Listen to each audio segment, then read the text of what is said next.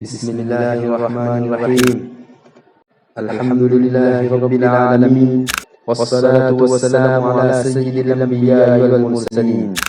پیارے بھائیوں اور عزیز بہنوں، آج کی گفتگو ایک ایسے عنوان پر ہے جس کا تعلق ہر ایک کی زندگی سے ہے، چاہے وہ بچہ ہو یا جوان، غریب ہو یا امیر، اور وہ عنوان ہے والدین کی خدمت، جو ہماری جنت کا راستہ ہے. پہلے آپ کے سامنے شعر عرض کریں گے، سماعت فرمائیں. والدین کی عزت کرو، یہی ہے سکون حیات. والدین کی عزت کرو، یہی ہے سکون حیات. ان کی خدمت سے ملتی ہے رب کی سوغات. ماں باپ کی مسکراہٹ ہے دنیا کی روشنی.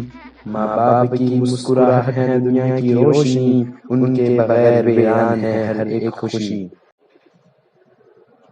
سامعین، قرآن کریم کی روشنی میں اللہ تعالیٰ نے جہاں اپنی عبادت کا حکم دیا، وہیں فوراً والدین کے ساتھ اس نے سلوک کی وصیت بھی فرمائی. ارشاد باری تعالیٰ ہے: وَقَضَىٰ رَبُّكَ أَلَّا تَعْبُدُوا إِلَّا إِيَّاهُ وَبِالْوَالِدَيْنِ إِحْسَانًا. اور تیرے رب نے فیصلہ فرما دیا کہ اس کے سوا کسی کی عبادت نہ کرو اور والدین کے ساتھ حسن سلوک کرو. دیکھیے کس قدر عظیم حقیقت ہے کہ اللہ نے اپنی عبادت کے ساتھ والدین کی خدمت کو جوڑ دیا. گویا بندہ جتنا نیک، متقی اور پرہیزگار ہو، اگر والدین کی خدمت سے غافل ہے تو اس کی نیکی ادھوری ہے. پیارے دوستو، دنیا میں سب سے زیادہ محبت کرنے والی ہستی ماں ہے. وہ راتوں کو جاگ کر ہماری پرورش کرتی ہیں، اپنے آرام کو قربان کر دیتی ہیں، اپنی بھوک بھلا دیتی ہیں تاکہ ہم پیٹ بھر سکیں. اور باپ، وہ اپنی جوانی، اپنی کمائی، اپنی محنت کے قطرے قطرے کو بیچ کر ہماری خوشیوں کی بنیاد رکھتا ہے.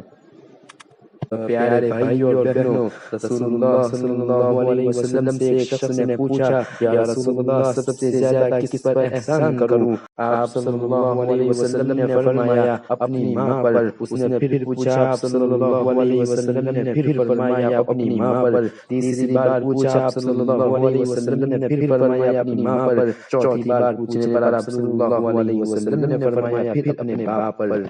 سبحان اللہ! دیکھیے ماں کی عظمت کو. 3 بار نام پہلے لیا گیا اور پھر والد کا ذکر ہوا. اس کا مطلب ہے کہ جنت کا سب سے بڑا دروازہ ماں کی خدمت ہے. حاضرین، ایک ایمان افروز واقعہ سناتا ہوں. ایک صحابی رضی اللہ عنہ اپنی ماں کو کندھوں پر اٹھا کر حج کروانے لے گئے. کسی نے کہا: کیا اس نے اپنی ماں کا حق ادا کر دیا؟ تو نبی صلی اللہ علیہ وسلم نے فرمایا: تم نے ماں کے ایک درد ذہ کا بھی حق ادا نہیں کیا. ذرا سوچئے، ہم ساری زندگی خدمت کرتے رہے ہیں تب بھی ماں باپ کا حق پورا نہیں ہو سکتا.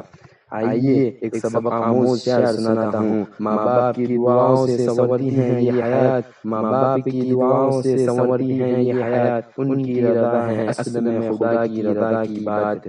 پیارے بھائیوں اور بہنوں، یاد رکھیے، والدین کی خدمت صرف ان کی زندگی تک محدود نہیں، بلکہ ان کے دنیا سے جانے کے بعد بھی ان کے لیے دعا کرنا، ان کے وعدے پورے کرنا، ان کے دوستوں اور رشتہ داروں سے اچھا سلوک کرنا، یہ سب بھی نیک اولاد کی نشانی ہے.